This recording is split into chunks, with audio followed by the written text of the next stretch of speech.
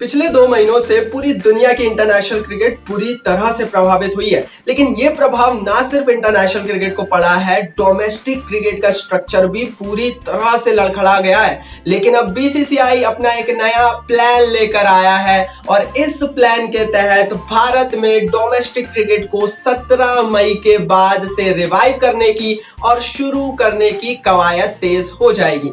क्या ये प्लान है, किस तरह से ये प्लान काम करता है और आगे चलकर आईपीएल 2020 और वर्ल्ड टी20 को भी इस प्लान का क्या क्या फायदा होने वाला है, ये डिटेल में इस वीडियो में हम आपको बताएंगे। बहुत इंटरेस्टिंग वीडियो है, एंड तक जरूर देखिए। और दोस्तों, आप भी एमसीबी क्रिकेट फैमिली और आईपीएल फैन क्लब का हिस्सा बन सकते हैं। आपको कुछ भी नहीं करना है, सिर्फ इस वीडियो को लाइक करना है। तो यहाँ कहीं नीचे सभी वीडियो को लाइक कीजिए और चैनल को सब्सक्राइब नहीं किया है तो जल्दी चैनल को सब्सक्राइब कीजिए। दोस्तों, सबसे पहले इस वीडियो में देर नहीं करते हैं और आपको बताता हूं कि ये प्लान काम किस तरह से करता है और बीसीसीआई ने क्यों इसे तैयार किया है, क्या ये सफल हो पाएगा या नहीं। सबसे पहले अगर हम इस प्लान की बात करें तो टोटल 4 स्टेप में इस प्लान को डिवाइड किया गया है। पहली 3 स्टेप दोस्तों इस प्लान में डोमेस्टिक क्रिकेट को रिवाइव किया जाएगा और चौथी स्टेप में बड़े लेवल पर पूरे देश में डोमेस्टिक क्रिकेट को शुरू कर दिया जाएगा। अगर हम स्टेप 1 की बात करें, पहली स्टेप की बात करें तो ये स्टेप शुरू हो जाएगी 17 मई से 15 जून तक पहली स्टेप में डोमेस्टिक क्रिकेट को रिवाइव करने की कोशिश की जाएगी। ग्रीन जोन्स के वो इलाके जहां पर 17 मई तक कोई भी मामले नहीं आएंगे, उसके बाद 17 मई के बाद प्रशासन द्वारा इन सारे इलाकों में नॉर्मल स्थिति करी जाएगी और क्रिकेट मैच खेलने की इजाजत भी मिल जाएगी। क्रिकेट मैच में क्योंकि मास गैदरिंग होती है, प्लेयर्स 10, 12, 20 प्लेयर्स एक साथ इकट्ठे होते हैं, उसकी इजाजत अभी नहीं है। लेकिन 17 मई के बाद कई सारे ग्रीन जोन्स में लगभग आधे देश में इजाजत मिल जाएगी। सिर्फ जिला स्तरीय क्रिकेट शुरू हो पाएगा। जो ट्रायल्स होते हैं इन इलाकों में वो ट्रायल्स ही शुरू हो जाएंगे, लेकिन उसके आगे का क्रिकेट शुरू नहीं किया जाएगा। तो पहली स्टेप में जो कि 17 मई से शुरू होगी, 15 जून तक चलेगी, जिला स्तरीय क्रिकेट शुरू होगा, छोटे शहरों में क्रिकेट शुरू होगा और ग्रीन जोन्स में जहां नॉर्मल स्थिति आ जाएगी वहां पर क्रिकेट को शुरू किया जाएगा। बहुत पॉजिटिव संकेत यहां से दोस्तों मिलेंगे, क्योंकि अभी तो क्रिकेट हो ही नहीं रहा है, लेकिन जब क्रिकेट होने लगेगा तो इन जिलों के, इन डिस्ट्रिक्ट के सारे प्लेयर्स को भी अपना रोजगार मिल जाएगा। तो ये पहली स्टेप थी। अब बात कर लेते हैं स्टेप 2 की। दोस्तों, अगर हम दूसरी स्टेप की बात करें तो ये थोड़ी सी कॉम्प्लिकेटेड स्टेप है, थोड़ी सी मुश्किल स्टेप है, लेकिन एट द एंड आपको करना ही पड़ेगा। ये स्टेप दोस्तों शुरू होगी 15 जून से और 15 जुलाई तक बीसीसीआई इस स्टेप को फॉलो करने वाला है। अब पहली स्टेप में हमें पता है कि जिला स्तरीय ग्रीन जोन्स में क्रिकेट शुरू हो ही गया है, लेकिन दूसरी स्टेप में ऑरेंज जोन्स के वो इलाके जो कि नॉर्मल हो जाएंगे वहां पर क्रिकेट शुरू किया जाएगा और इंटर डिस्ट्रिक्ट मैचेस शुरू हो जाएंगे। मतलब 2 जिलों के बीच, जहां पर दोनों जिलों में अगर कोई मामले नहीं है तो इन दोनों डिस्ट्रिक्ट्स के बीच जो डोमेस्टिक क्रिकेट के मैचेस होते हैं वो स्टार्ट हो जाएंगे। तो पहली स्टेप में जहां सिर्फ डिस्ट्रिक्ट लेवल का क्रिकेट हो रहा था, दूसरी स्टेप में इंटर डिस्ट्रिक्ट 2 डिस्ट्रिक्ट्स के बीच मैचेस होने लगेंगे।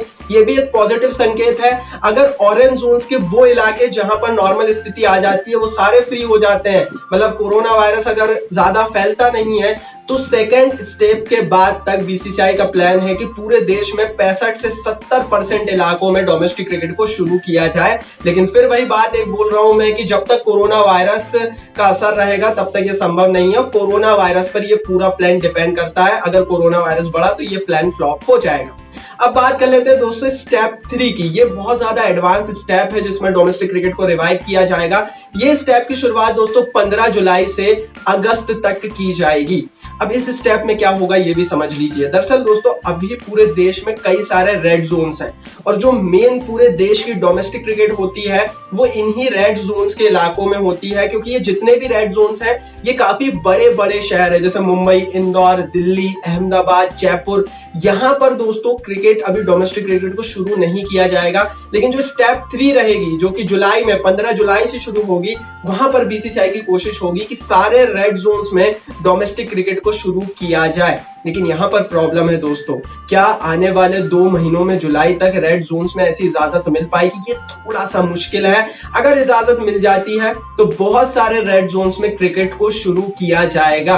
बीसीसीआई का दोस्तों प्लान यह है कि सब कुछ सही रहा तो जुलाई के एंड तक पूरे देश में डोमेस्टिक क्रिकेट शुरू हो जाएगी। लेकिन बीसीसीआई ने एक यहाँ पर अपनी एक कह लेना कि प्रोविजन भी करके रखा है। अगर सब कुछ सही नहीं रहा फिर भी पूरे देश में 90% इलाकों में जुलाई के एंड तक डोमेस्टिक क्रिकेट को चालू कर दिया जाएगा, which is a very good sign, क्योंकि अगर ऐसा हो जाता है देन आईपीएल की उम्मीदें बढ़ेंगी, देन वर्ल्ड टी20 की उम्मीदें बढ़ेंगी। अब आईपीएल और वर्ल्ड टी20 को क्या फायदा होगा उस पर हम थोड़ी देर में बात करेंगे, लेकिन अब हम बात कर लेते हैं फोर्थ स्टेप की।